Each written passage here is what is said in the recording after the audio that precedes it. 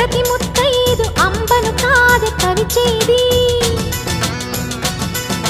తన మదిలోని కలకలనన్ని అమ్మలకేగ తెలిపేది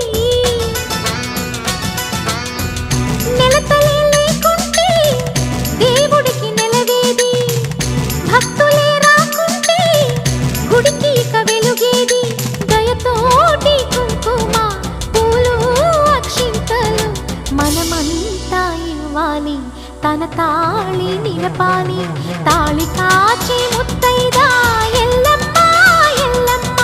పోదామా ఎల్లమ్మ ముసురు కాచి ముత్తైదా నూకమ్మ నూకమ్మ రావే చెల్లి నూకమ్మ